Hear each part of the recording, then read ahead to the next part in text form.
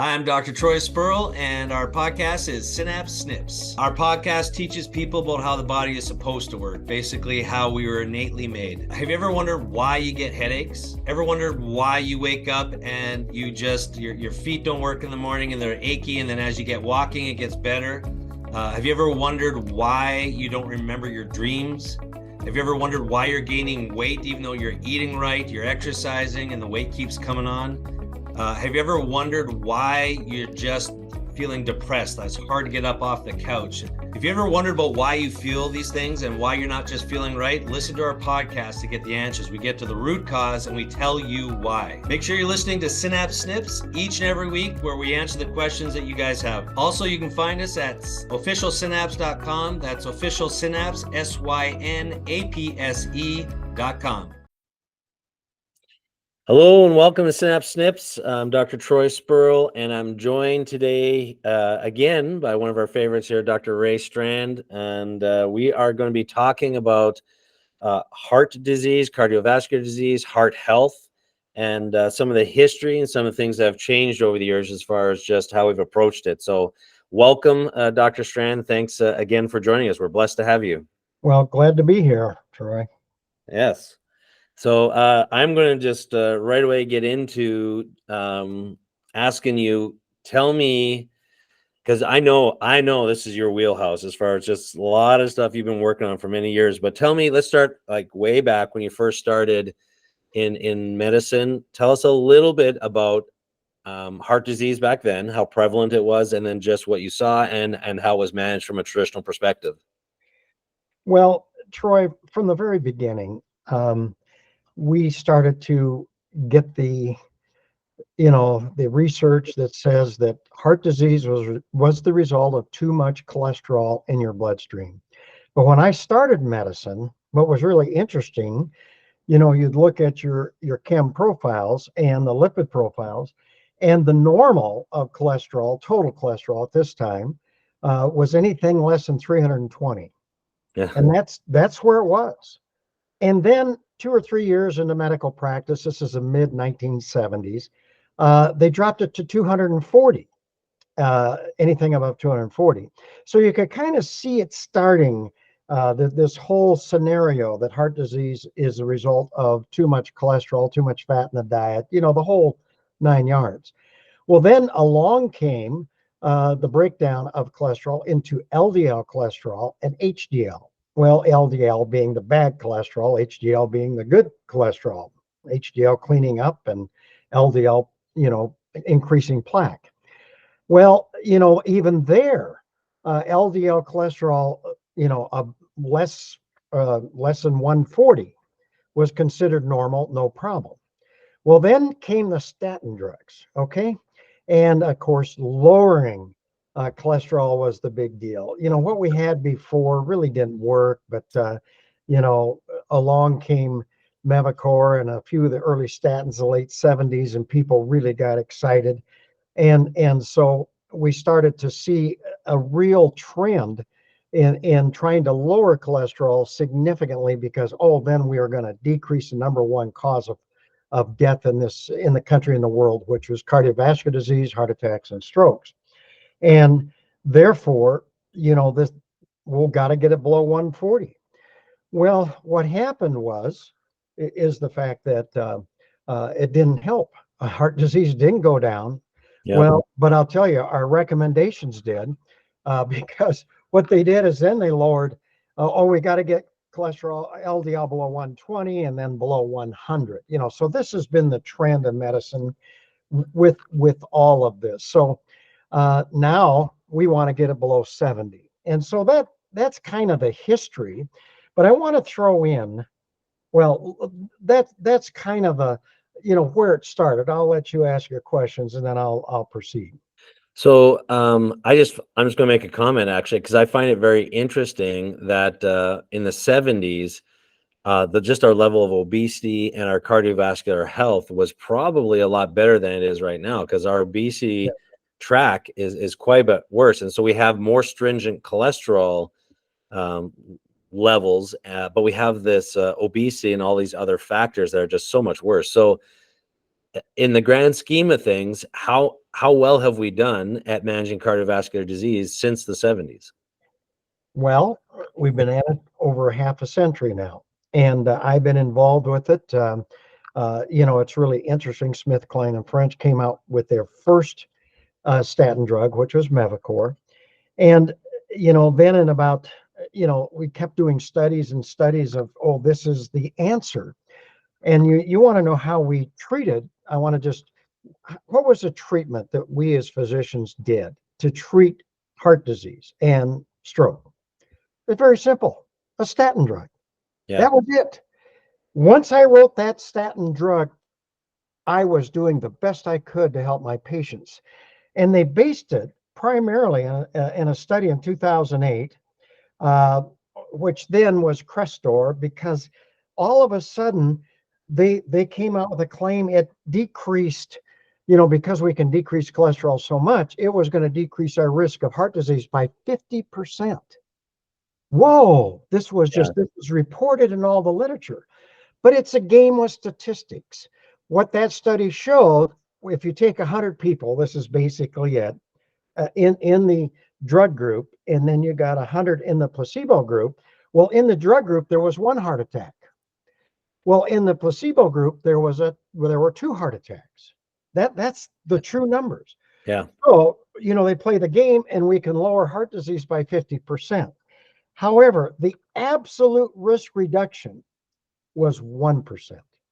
And when the guys that really looked at this, so traditionally this is it. So how have we done? Oh, we've lowered cholesterol to the bottom.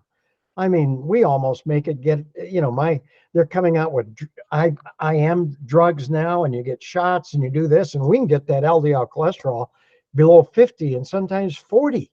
Yeah. So what do we get? It's still the number one cause of heart disease, of death in the world. Yeah. And if it were true we'd lower cholesterol, that was the answer, well, then we should be hardly having any heart disease. So that's kind of where we are. We've done nothing. Yeah, I'm actually going to, I just brought up on my screen here. I'm going to share my screen here just to see here, show people a little bit of just the path, because one of the things that we see when you see cholesterol just in the upper left corner of that chart, and then you can see all the different hormones that are made from this cholesterol. So I just want people to hear that that a lot of other hormone related challenges actually come from these cholesterol lowering medications, or that we actually need cholesterol. So there's a nice fine balance, which we're going to talk about. We'll get into that. But a lot of people don't really realize that cholesterol is really, really important.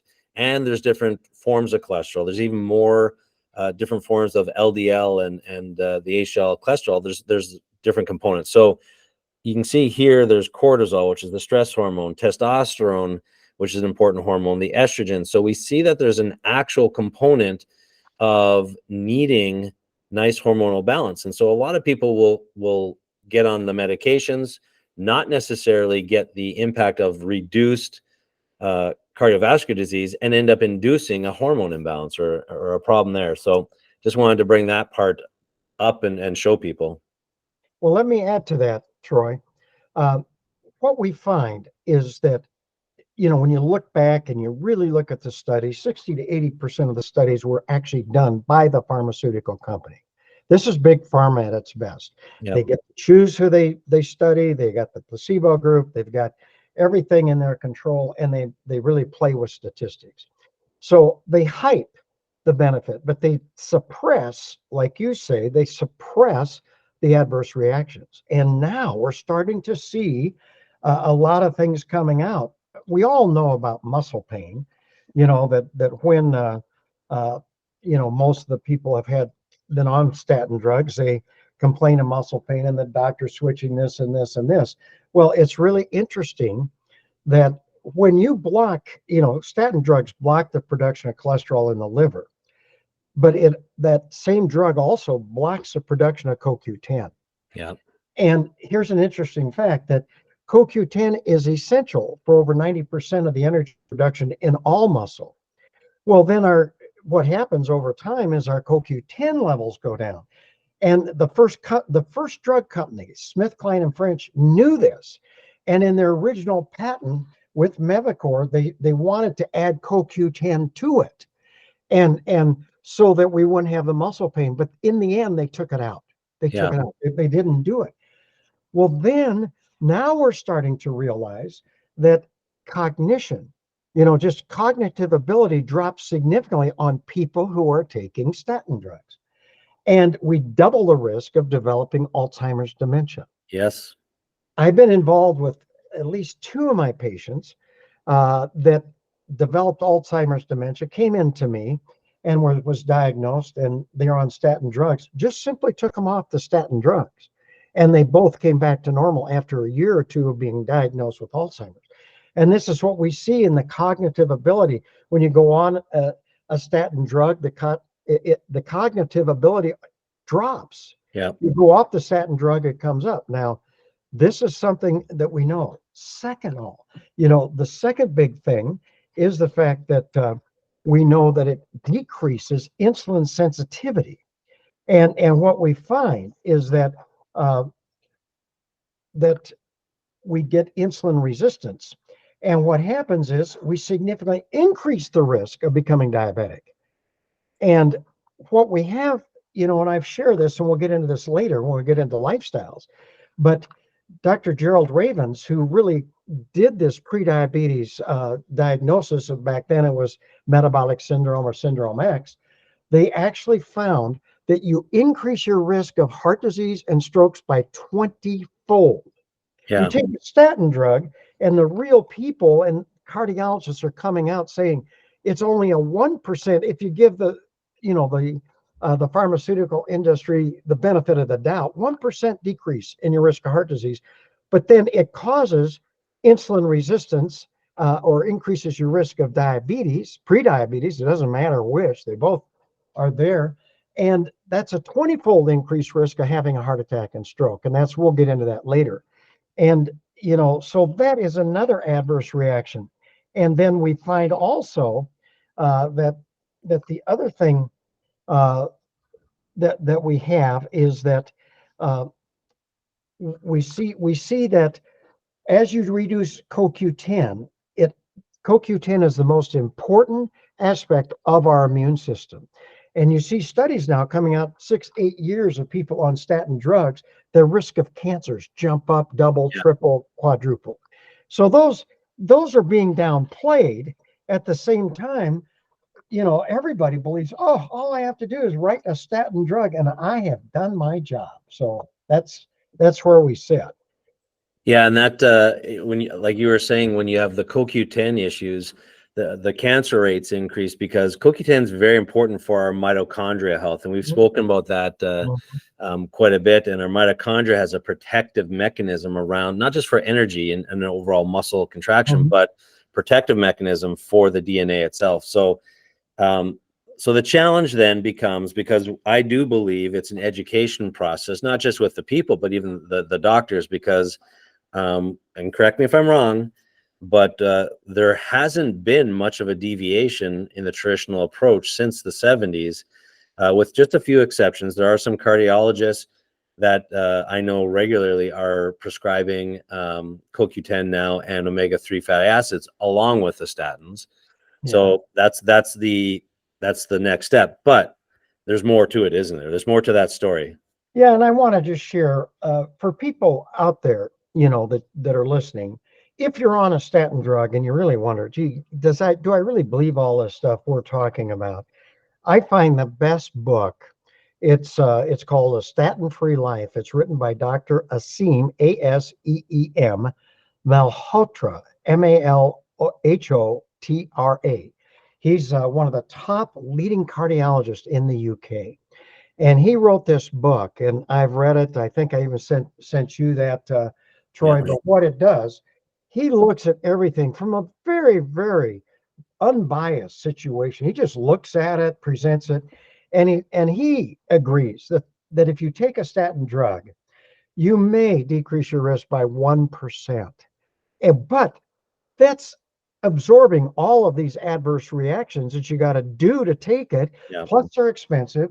Plus they go on. But here's the biggest problem is that the medical community then doesn't do anything else. They don't talk diet. They don't talk other than no fat diet, which is crazy. But what happens is that we don't look at other issues. But see, when you look at the medical literature, all they do is prescribe statin drug. When you look at the medical literature, heart disease is not the result of too much cholesterol in your arteries. Yep. What it is, it's an inflammation of your arteries. And I can show you New England Journal of Medicine, British Lancet, JAMA. When I wrote my first book, I had a whole chapter. That half the people who have heart attacks have normal cholesterol levels. Half the people who don't have heart attacks Yes. have normal cholesterol levels. It's both. It's the normal population. Cholesterol really has nothing to do with it. And in fact, because this came out really strong in the early 2000s, what people started to say, well, maybe the benefit, which is 1% of the statin drugs, it also decreases inflammation. So it's an anti-inflammatory. And then all the research, well, I don't know which way it works. But anyway, that's a short synopsis of where we stand today. Yeah. So we'll dive into some of the alternative solutions for people. Before we do that, let's do a little bit of a deeper dive about if cholesterol's not the culprit, and really we call it like cholesterol is the messenger. So cholesterol is being put into play to basically counteract a reaction. So when we have something called free radicals or oxidative stress, and there's these foam cells that send a signal, and the cholesterol is just doing its job. So it's like shooting the messenger basically when it comes to receiving a bad message. So when you talk about inflammation, what are the different things in the blood vessel lining that can cause that inflammatory reaction? Can you throw a few of them out there? Well, what the first original articles, and I've kind of progressed myself, but Troy, I'll go back to my original book I wrote. There are about 6 things. Hyperglycemia, too much blood sugar inflames it. We know about homocysteine, which is also really a B vitamin deficiency, and we can't break it down. Increased homocysteine really inflames the arteries. Yeah. Cigarette smoke, the nicotine in that causes increased oxidative stress. Actually, a fatty meal can cause inflammation. High blood pressure can cause inflammation. Obesity sends out a lot of inflammatory products. So, you start to see this whole thing. And when we talk about prediabetes, what are the signs? You get central weight gain, you get elevated blood pressure, you get elevated blood sugar. You get not so much the homocysteine, that's a different issue.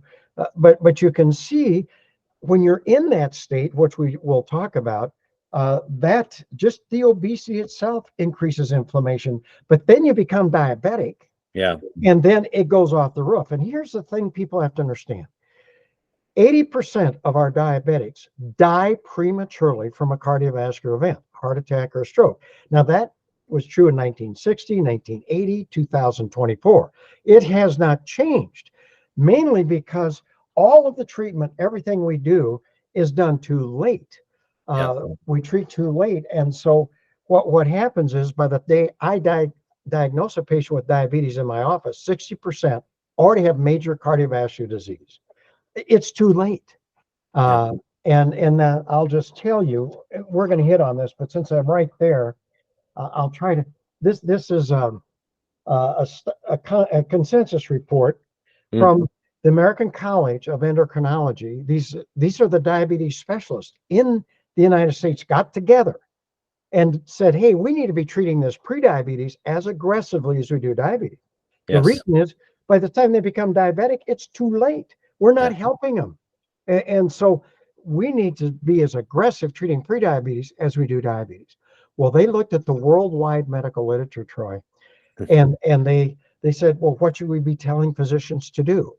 And it wasn't drugs. Drugs aren't the answer. It's intensive lifestyle changes, which we'll get into.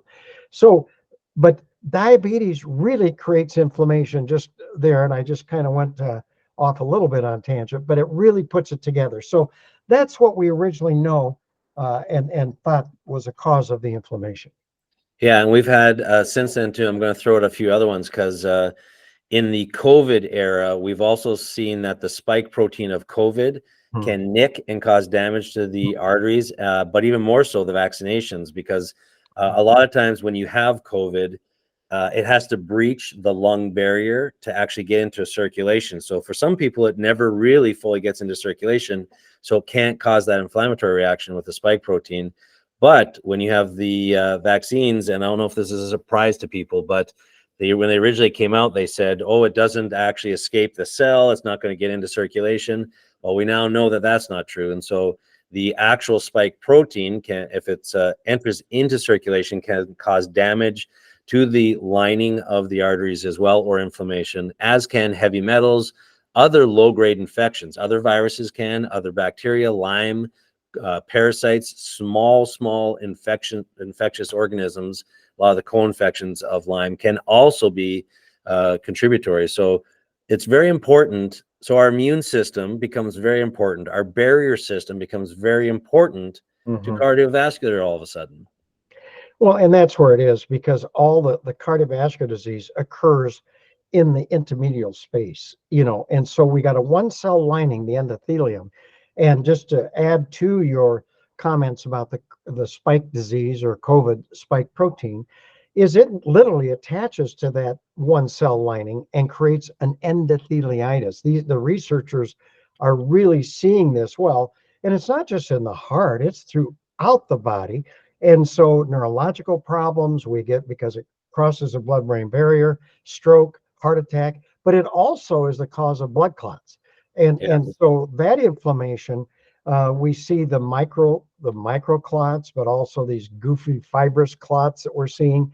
So yes, spike disease is a major issue for anybody, and you're right in the middle of that. Yeah, we've seen quite a bit of that, and so I'm gonna bring something up here just to share again. Let me see if I can bring it up onto the screen, and I want to just show a little bit of what we've seen.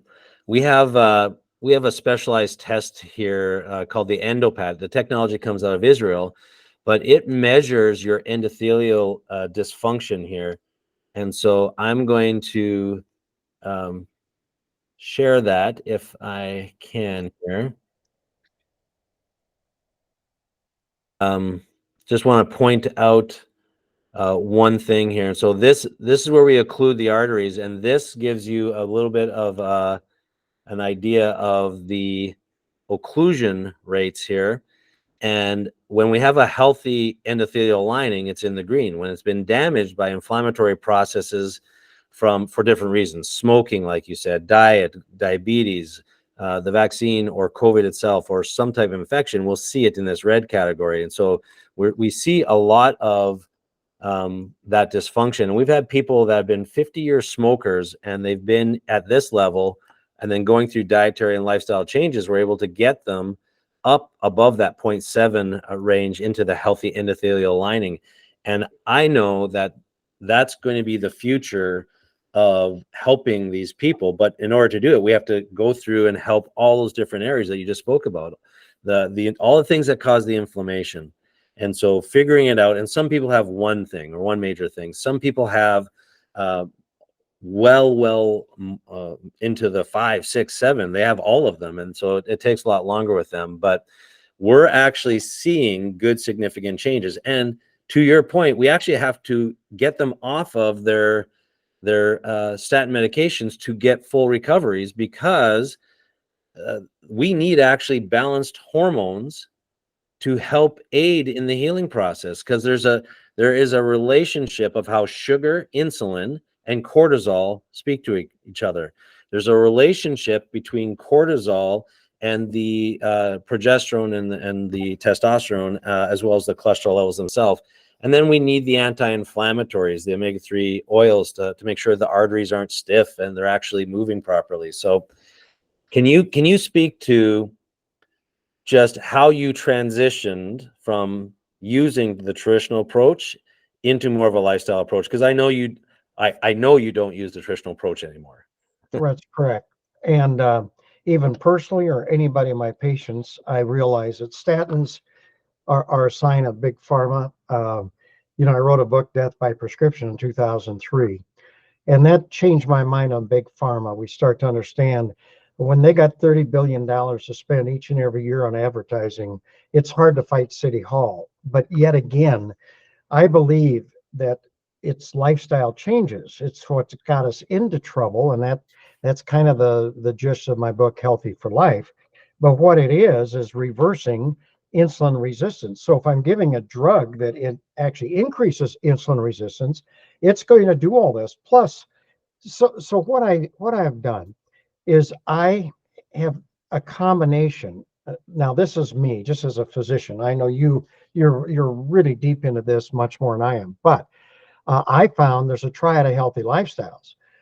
Since it is poor lifestyles that got us into this problem, becoming less sensitive to our own insulin, seeing those blood insulin, that's how the body compensates. It produces more and more insulin. And that in itself can be a risk factor causing all this hyperinsulinemia. So what I did is, well, maybe healthy lifestyles that improve insulin sensitivity could reverse this process. And that's what I've seen in my medical practice since I've made the adjustment. So I believe in eating a healthy diet, whole foods, getting away from the processed grains, the almighty white potato, those high glycemic, ones and that have a high glycemic load too, and start to balance blood sugars, because just even after a meal where you don't spike your blood sugar, insulin levels come down, but glucagon comes up, but you don't spike that blood sugar and set off the hypoglycemia and the cortisol levels. So just by you find out the greatest drug you choose to take happens to be the food you choose to eat. And this is very critical. So eating healthy diet, even after one meal, improves insulin sensitivity if you don't spike your blood sugar.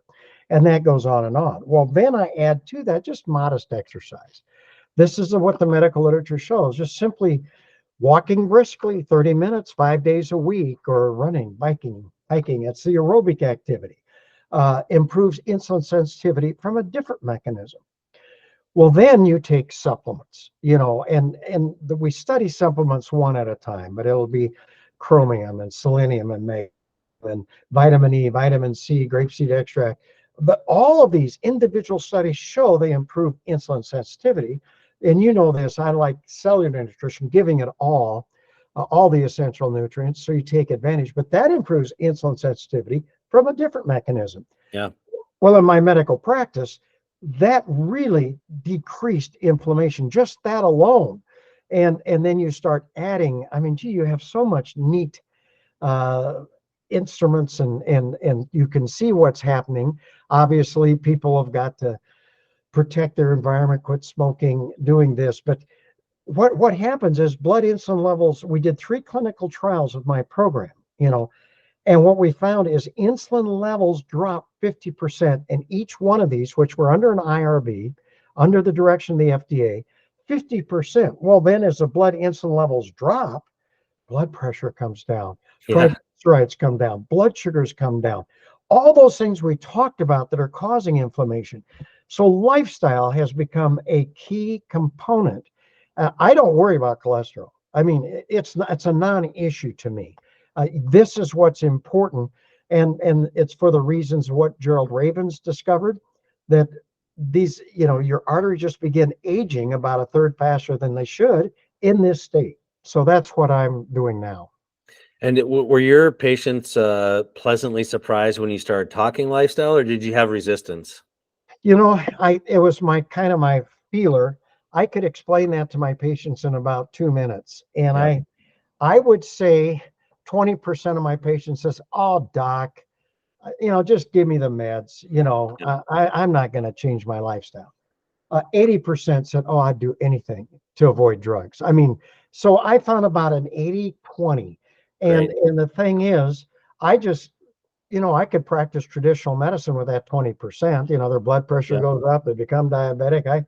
I can write the scripts like anything. But the ones that wanted to were pleasantly surprised. Now, Troy, I'm going to mention this. The medical community is encouraged to give the patient a trial of healthy lifestyles. That's called first step therapy Yeah. before they write the statin drug. And in fact, if you look at the next statin drug that's advertised on television, what do they say? Well, when diet and exercise fail, then you use our drug. Well, Yes. why do they do that? Yeah. Because the FDA approved it as second step therapy. Yes. But physicians give that lip service because number one, they don't think their patients are going to make the lifestyle changes. And Yeah. number two, even if they do, they won't be clinically effective. So I'll just write the script to begin with. But that is what about an 80-20 to answer your question. It's a little long answer, but that's what I see. And then one thing we didn't touch on that I want people to really hear is one of the other things that can create an inflammatory response, and something that's very much linked to what you were talking about as far as obesity and cardiovascular dysfunction, are sleep disorders like sleep apnea. And so there's a strong link, and there's a lot of people who have sleep apnea and don't know it. So if for those people listening, if you have a spouse or a loved one who snores very loud or stops breathing at nighttime, this is already past the point of get checked out. Can you comment on that? Yeah, well, the interesting thing is, we keep adding things that are the underlying causes, insulin resistance. Well, one of them is obstructive sleep apnea. Yeah. Is a result of underlying insulin resistance. Polycystic ovarian disease has now been shown to have an underlying insulin resistance. So when I get my patients down there on CPAP or, have sleep apnea, I treat them this way. And I would say if they really go at it, 80-90% get off their CPAP, it reverses it. My ladies who are having infertility because of polycystic ovarian disease, all of a sudden start having normal, but then you're starting to talk about other hormonal things. So that's my comment. Yeah, and so you can see though how it all kind of goes together. So so when you talk about lifestyle changes, you're having it's like all of your specialized doctors getting to work together and potentially saying, do this, do this, do this, do this. But when you do lifestyle changes, it kind of can negate the need for all of that because it does clear up a lot of different things. That's what we find. Yeah. Why not take a trial? In early diabetes, heart disease, high blood pressure, all of this stuff, we should be offering our patients a trial of healthy lifestyles. And instead of using drugs as a first choice, it should be a last resort. Give them a chance. But the other thing I find, even if they don't improve as much as I want, they need less medication. And that's their best defense. And that's a win right now. So moving forward, and I'm going to make a comment at the end because I was recently in a meeting with a group of doctors and people who are looking to change the healthcare system, I'm going to say, within the country. And so I have an analogy when it comes to insurance and the whole healthcare system. But do you foresee an actual change with our healthcare system model as it relates to heart disease and how we treat it coming? I think there is, and there's a couple real keys. Insurance companies control what people do, but also does Medicare. And right now, Medicare, if you see we never had a diagnosis of insulin resistance or prediabetes or, all of that. They didn't appreciate it. Now they do. You can put it down, and it allows people to get counseling, and not like you and I do, but in diet and exercise through Medicare for up to 6 months and be paid for it. Yeah. Well, that's going to change medicine, and if we can get, it's all about prevention but it's first step therapy, Troy. You got to understand, this is the first step to therapy. And if we would do it, they would not need second step therapy. Yeah. I would say in 80-90% of the time, but that Medicare change really got me excited. That occurred about 8-9 years ago. And I thought, oh, we're seeing a change, but it has to come from the insurance companies. They've got to pay for some of this counseling and stuff that we're doing. Yeah. And so, let me just nail down that point because there has to be a change. We know that. And a lot of people are starting to understand that lifestyle is needed. and to actually do it, to walk alongside you with what we do here. A lot of people always ask, well, does insurance cover it? So this is what I want to tell people. When does your car insurance cover your car? When there's been an accident or there's trauma. When does your house insurance cover you? When there's been an accident or damage. When does your medical insurance cover you? When there's been an accident, trauma, or damage to your system. So our insurance world is set up not to cover preventative. The insurance is not going to pay you to paint your walls, cut your lawn, and take care of your home. They're going to pay you when the hail damages your home. It's the same with our body. Insurance will never, at this point, the way it's set up, pay for prevention. We are hitting a tipping point, so something may shift with that. But I encourage people to save up and pour into their body like they do their house, like they do their car. You wash the car, you take care of the car, you change the oil, you pay for those things to prevent the damage from happening. Same with your home and your house, but we expect that not to be the case for our body. And we need to switch that, because it's like turning the Titanic. It's going to take a while to get that shift. Until then, start budgeting for your body to make the lifestyle changes so that you can afford to pay for them, and then hopefully avoid the need for insurance at all. And then if they end up changing it so that where there's some level of coverage, or they're making it cheaper and more affordable for people, then you'll be blessed to actually have that experience. But people have to kind of get in their head that insurance will never cover health care. Disease care, yes, not health care. Yeah. And Troy, just to do that is, the most important and valuable asset we have is our health. And you and I are in the business. We're telling people they've lost their health to one extent or another every day in every office visit. And, people need to learn. I need to spend some time, money, and effort protecting my health. But they say, if I'm going to spend that time, money, and effort, I want to know what I'm doing is clinically effective. And that's what you and I do. Yep. And so if I'm going to be proactive, I tell my patients, if you are not proactive in trying to protect your health, you are slowly losing your health. It's just a matter of time, because chronic disease is silent. And everybody wants to sit around and wait till they're sick and then go to the doctor, get on their knees. Oh, doctor, save me. Yeah. It's not going to happen. We need to be doing it early and protecting it. My patients are not as concerned anymore about the years in their life as they are the quality of life in those years. So that's what we're into, but we die up for lack of knowledge. Everything they tell you in the medical community, the registered dietitians are eating, is all wrong. Yep. And so we teach you how to do it. It is not that hard, and it's not that expensive. Yeah. You just need to be, you just have to be wanting to protect your health and be more proactive. Yep. And you'll be shocked. People are always shocked as they get healthier and become healthier. The ability to become disciplined and more disciplined actually goes with that. So it just requires going in the right direction, making some decisions to go in the right direction, and then once you see it and you believe it, you can achieve it, is basically one of the things that we ultimately see. I want to just share, I wrote a book years ago called Healthy for Life, and it was kind of out of print, and that I just put it up on Amazon again as an ebook for $7.50. And I talk all about this, and it correlates with what you do, Troy. And just put in Dr. Ray Strand, Healthy for Life ebook, and you can go. And I'll tell you what, you'll just be amazed at what you've been taught and how it goes against everything.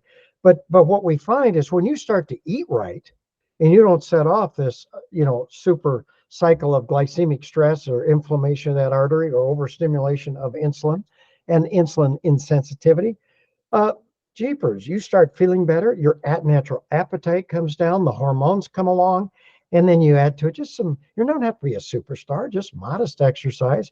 And then we believe, Troy and I believe in nutritional supplements, that because they're part of a healthy lifestyle. They're not something you take to treat a disease. They're just part of a healthy lifestyle that's protecting your health. Yeah. I have that book right on my shelf. I'm staring at it with Okay, right there. about 3 or 4 of your other ones. So, so I love it. And I'll say this to you too. I have shared your book with a lot of the doctors. I'm getting a lot of attention from MDs in the hospitals and other facilities. And so they'll come and tour our facility, and I show them your book. They go out, they buy it. They message me later saying, "Why haven't we been doing this for the last 20 years?" That's Every right. every time. It's there. It's in the medical literature. I've got around 30 pages of references for the physicians. They're mainstream journals. I spent 3.5 years studying Yeah. and researching the medical literature because it was personal to me because I had prediabetes and my patients, I was trying to help them. And this is where we started, Troy. And you go back, nothing's changed. It's still as current as it ever was. Yep. Yes, thankfully. Yep. Very, very thankful for that. Well, again, I want to just thank you for coming on and just blessing our listeners here and educating them. And we know we'll have you back with a new topic. For those of you, check out Dr. Strand's books on Amazon. You can also go to our website, officialsynapse.com. We have other information on our cardiometabolic programs as well, so that you can look into those. And if you are concerned about any type of endothelial damage, we do have the Endopath testing for a lot of people. We are working with a lot of long haul COVID, a lot of vaccine injury, and a lot of cardiovascular compromise. So go ahead and check that out. A lot of educational videos, and just know that there is hope. There is a change for you. And we just thank you for your time. And we look forward to having you on again. Great. Glad to be with you.